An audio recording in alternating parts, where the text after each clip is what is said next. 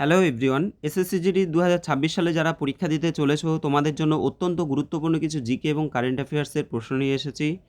তো দেখো, প্রথম প্রশ্নে চলে যাচ্ছি। প্রথম প্রশ্ন, কোনটি বিশ্বের প্রথম গ্রানাইট মন্দির? বিশ্বের প্রথম গ্রানাইট মন্দির কোনটি? হাম্পির বিরূপাক্ষ মন্দির, কোণারকের সূর্য মন্দির, মহাবলীপুরমের শোর মন্দির, নাকি তাঞ্জাবুরের বৃহদেশ্বর মন্দির? তো এর অ্যান্সার হয়ে যাবে অপশান ডি, তাঞ্জাবুরের তাঞ্জাবুরের বৃহদেশ্বর মন্দির। এটি হচ্ছে বিশ্বের প্রথম গ্রানাইট মন্দির। দেখো, এই যে তাঞ্জাবুর, এটা কোথায় অবস্থিত? এই বৃহদেশ্বর মন্দির হচ্ছে ভারতের তামিলনাড়ু, সেই তামিলনাড়ুর তাঞ্জাবুরে কাবেরী নদীর দক্ষিণ তীরে অবস্থিত। এটি কিন্তু শিবের প্রতি উৎসর্গীকৃত একটি মন্দির, শিব। ওকে, নেক্সট দেখো, সংবিধান অনুসারে ভারতের নির্বাচন কমিশন কবে গঠিত হয়েছিল? ভারতের নির্বাচন কমিশন কবে গঠিত হয়েছিল?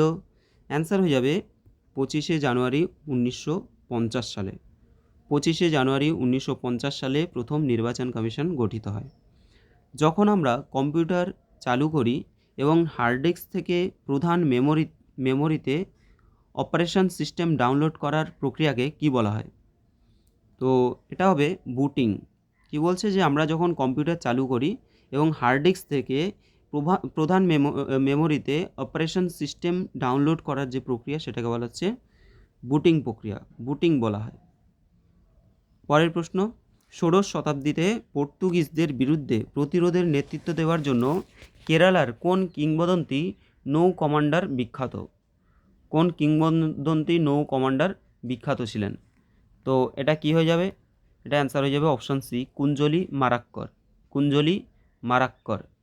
ওকে, পরের প্রশ্ন, ভারতের কোন রাজ্যে সিদ্ধি নামক কৃষ্ণাঙ্গ আফ্রিকান বংশোদ্ভূত ভারতীয় জাতিগত গোষ্ঠীর জনসংখ্যা সবচেয়ে বেশি? তাহলে কৃষ্ণাঙ্গ আফ্রিকান বংশোদ্ভূত ভারতীয় জাতিগত গোষ্ঠীর জনসংখ্যা সবথেকে বেশি কোথায়? কর্ণাটক। সবচেয়ে বেশি হচ্ছে কর্ণাটক। নাম কি? সিদ্ধি নামক।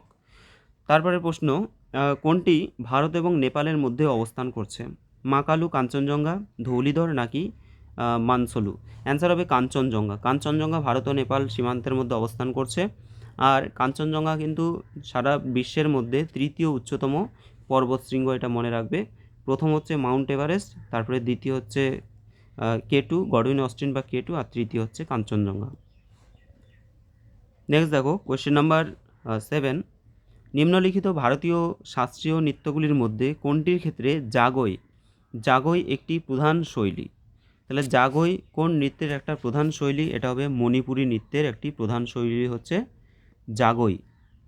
দিল্লির লালকেল্লাতে মতি মসজিদ কে নির্মাণ করেছিলেন?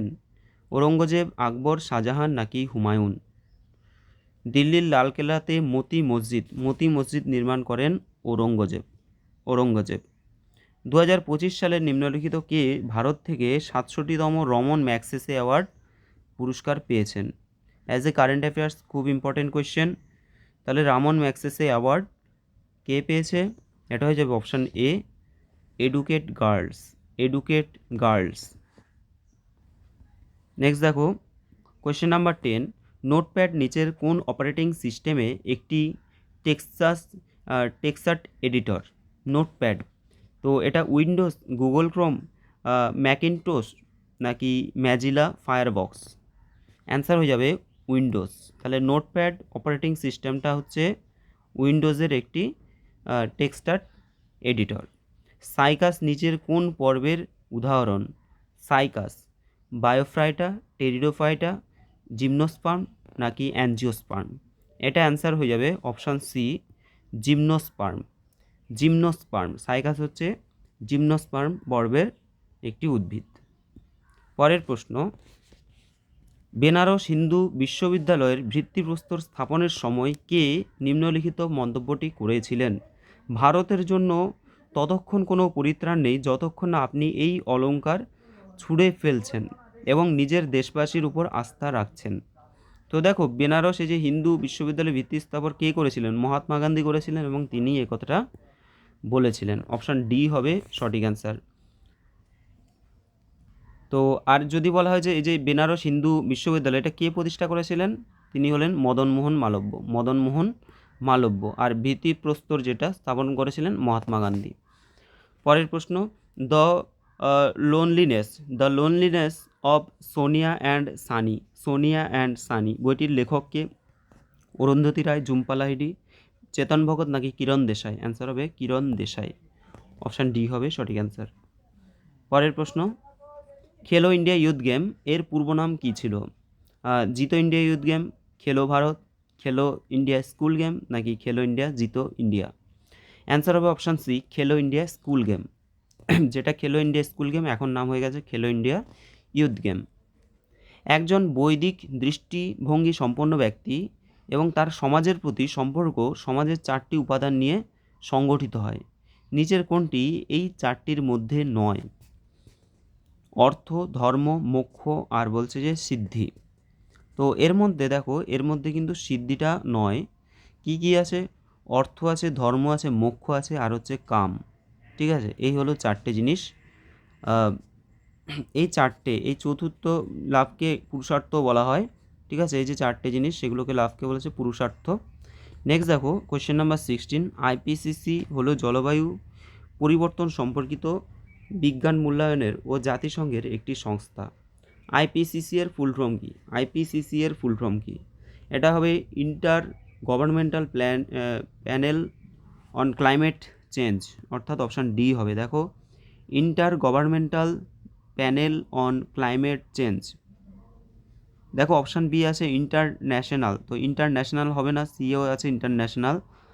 ঠিক আছে, তাহলে অপশান ডি হয়ে যাবে সঠিক অ্যান্সার। পরের প্রশ্ন, রোধের সূত্র কি? দেখো ভি ইকুয়ালস টু আমরা জানি আই আর। ঠিক আছে, বিভব পার্থক্য সমান কারেন্ট প্রবাহ মাত্রা ইন্টু রোধ। তাহলে আর সমান কি হবে? ভি বাই আই হয়ে যাবে। আই সমান হয়ে যাবে V by I, option C হবে সঠিক অ্যান্সার। কোয়েশ্চেন নাম্বার 18, 2025 সালের সেপ্টেম্বর মাসে জাপানের টিডিকে কর্পোরেশনের লিথিয়াম আয়ন ব্যাটারি প্ল্যান্ট কোথায় উদ্বোধন করা হয়েছিল? তাহলে জাপানের টিডিকে কর্পোরেশনের লিথিয়াম আয়ন ব্যাটারি প্ল্যান্টটা ভারতের কোথায় উদ্বোধন করা হয়েছিল? অপশানগুলো দেখো, গুরগাঁও হরিয়ানা, মানেসর হরিয়ানা, নয়ডা উত্তরপ্রদেশ নাকি সোহনা হরিয়ানা? অ্যান্সার হবে সোহনা হরিয়ানা সোহনাতে এই প্ল্যান্টটার উদ্বোধন করা হয়। সাপায়ুং ইয়াওং মানাউগৈ উৎসব কোন রাজ্যে পালন করা হয়? কোশ্চেন নাম্বার 19, এটা হয়ে যাবে অরুণাচল প্রদেশ। সাপাউং ইয়াওং মানাউগৈ, এটা হচ্ছে অরুণাচল প্রদেশ। সম্প্রতি মায়ানমারের প্রধানমন্ত্রী পদে কে নির্বাচিত হলেন? এটা অ্যান্সার হয়ে যাবে অপশান বি, মায়ানমারের প্রধানমন্ত্রী হয়ে গেলেন ইউ নয়ো সাও, অপশান বি হবে সঠিক অ্যান্সার।